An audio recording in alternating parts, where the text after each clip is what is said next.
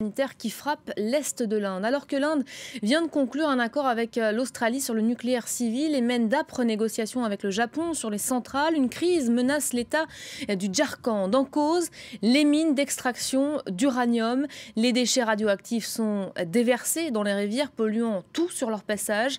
Les conséquences sont immenses. Cancer, problèmes respiratoires, infertilité, fausses couches. Certains riverains osent exprimer leur colère, mais la plupart se taisent car la compagnie qui exploite ces mines est aussi l'employeur principal. Voyez tout de suite ce reportage signé Carole Philippi et David Muntaner. À l'est de l'Inde, dans l'état du Jharkhand. Cet habitant de Yadughoda est devenu l'homme à abattre. Il ne veut plus témoigner en pleine rue. Il y a des gardes et d'autres gens qui surveillent tout ce qui se passe autour du site. Il y a même des forces de sécurité armées. Ils surveillent tout le monde. Les hommes qu'il redoute, ce sont les employés de l'entreprise publique d'exploitation d'uranium, UCIL. C'est contre elle que s'élève Ghanshyam Birouli. Il dénonce l'exploitation du minerai radioactif en pleine zone d'habitation. Ça, c'est l'entrée du site. Regardez où ils vont. Ce sont les camions remplis de minerai d'uranium. C'est la route qu'ils empruntent tous les jours. Ils ne devraient pas traverser les zones de population. Et là, vous voyez les pipelines? C'est comme ça qu'ils acheminent les déchets jusqu'au bassin de stockage. Ce que l'entreprise ne veut pas montrer, c'est cette usine. Le seul site d'extraction d'uranium en Inde, destiné au nucléaire civil. Une fierté nationale dont UCIL fait la promotion sur ces images. 1000 tonnes produites chaque jour pour alimenter les 21 réacteurs nucléaires du pays. Et l'Inde souhaite en construire une vingtaine de plus ces prochaines années. Dans cette course au nucléaire, la production de Yadughoda va s'intensifier et les dégâts environnementaux s'aggraver. C'est l'avis de ce géologue, le seul à avoir accepté de nous emmener sur ce site interdit. Derrière ces immenses remparts, les bassins de stockage remplis de déchets radioactifs.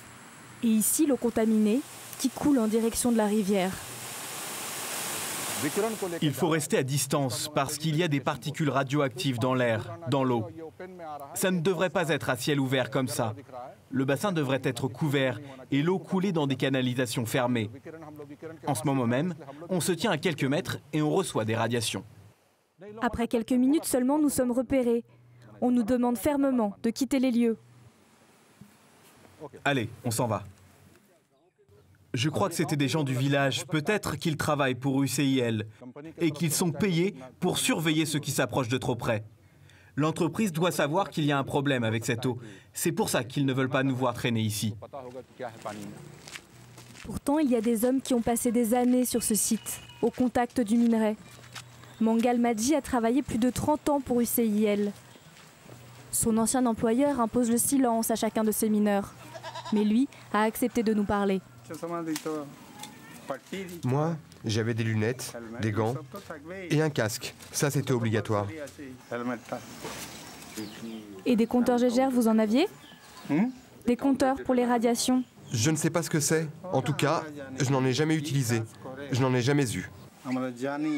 Au fond de la mine, on respirait les gaz. On mangeait les gaz. Bien sûr qu'on savait que c'était mauvais pour nous. Les quelques études indépendantes réalisées sur place ont démontré l'impact dramatique des émissions radioactives. Dans une zone de 15 km autour du site, le nombre d'enfants atteints de malformations congénitales est presque multiplié par 2. Des maladies souvent fatales. Une terrible réalité qu'UCIL tente de dissimuler. Ces employés sont régulièrement menacés de perdre leurs emplois s'ils parlent. Nous recueillons leurs témoignages en caméra cachée. Mon frère aîné travaille à la mine. Il a récupéré le travail de mon père. C'est lui qui subvient à nos besoins, qui nous nourrit, qui s'occupe de nous. Si on vous dit la vérité, il aura des problèmes. Alors où irons-nous avec ces deux-là? Moi, je pourrais survivre en travaillant en tant que domestique, mais eux, qui s'occupera d'eux? Ils ne peuvent même pas boire tout seuls, où iront-ils? Pour éviter que plus d'enfants naissent victimes des radiations, il existe pourtant des solutions simples. Elles sont réclamées en vain par les associations. Je ne demande pas de reloger tous les habitants à 5 km à la ronde, mais au moins ceux qui sont sur le front, les plus pauvres, les plus affectés. Il faut les reloger dans une zone plus sûre. C'est comme s'il y avait une maison en feu et un enfant qui hurle à l'intérieur. C'est la même urgence.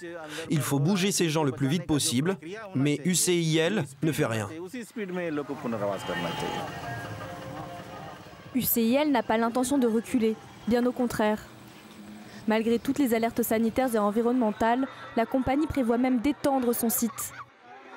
Et toujours, aucune mesure pour protéger les habitants de la région.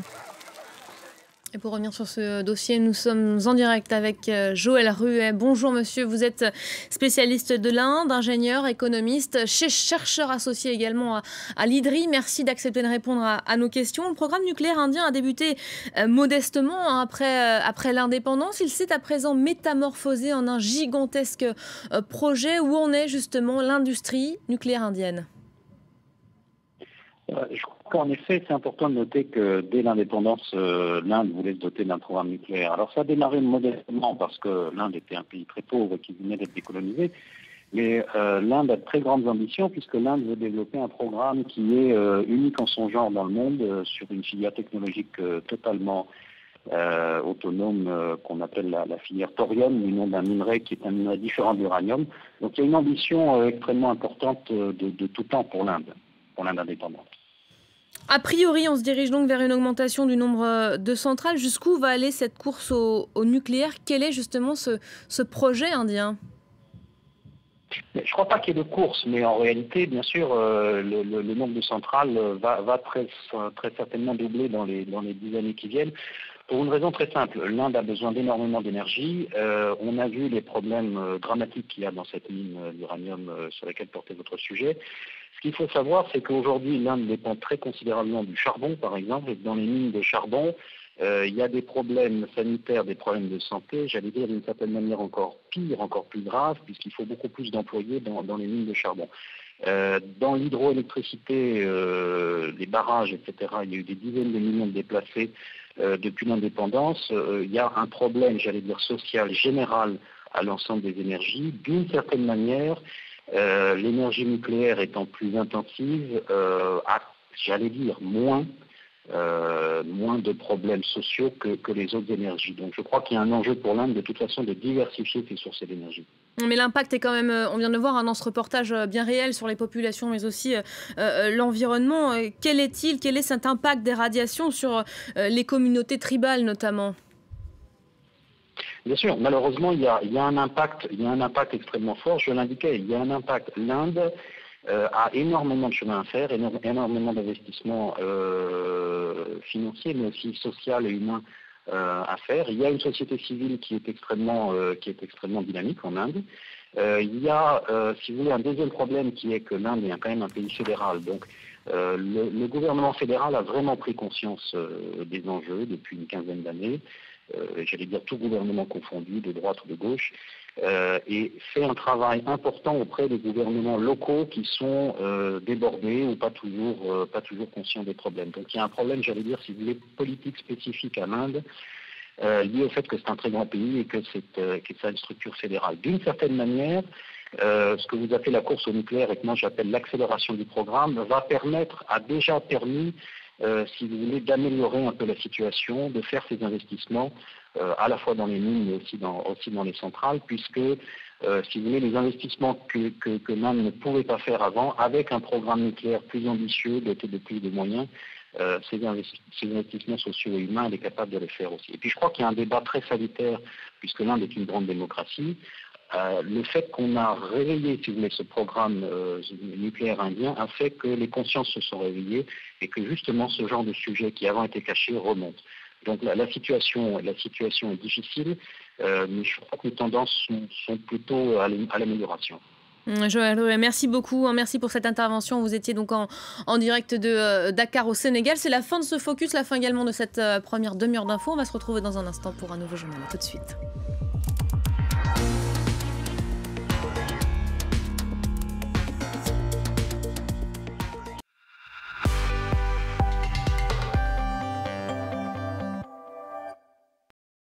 Ça, c'est moi. Et ça, c'est ma petite sœur que je dois garder. Lui, c'est son immonde peluche, Splash, qui n'a pas aimé faire plouf. Ça, c'est si elle le découvre. Ça, c'est ma tête quand ma postière m'apprend qu'un nouveau Splash peut être livré très rapidement. Parti en vacances, Splash nous envoie une carte postale. On lui répond avec une lettre. On nous souffle l'idée d'un timbre personnalisé. En plus, j'ai pu décider de faire livrer le Colissimo pendant qu'elle dormait. Et ça, c'est les parents qui reviennent. Plus proche, plus performante, une nouvelle idée de la Poste. Ce mois-ci, dans Notre Temps, impôts locaux. Tout savoir pour ne pas payer 1 euro de trop. Santé, maîtriser son hypertension, c'est possible. Suivez tous nos conseils. Retraite, quand pouvez-vous partir à taux plein? Faites le point avec Notre Temps. Notre Temps, actuellement chez votre marchand de journaux. Nissan vous présente la Nissan Note. Elle surveille les angles morts. Elle détecte les objets en mouvement. Elle vous alerte en cas de franchissement de ligne. Nissan Note avec système d'alerte anti-collision. Un bouclier de protection pour une conduite plus sûre. En ce moment, la Nissan Note est à partir de 9 990 € sans condition.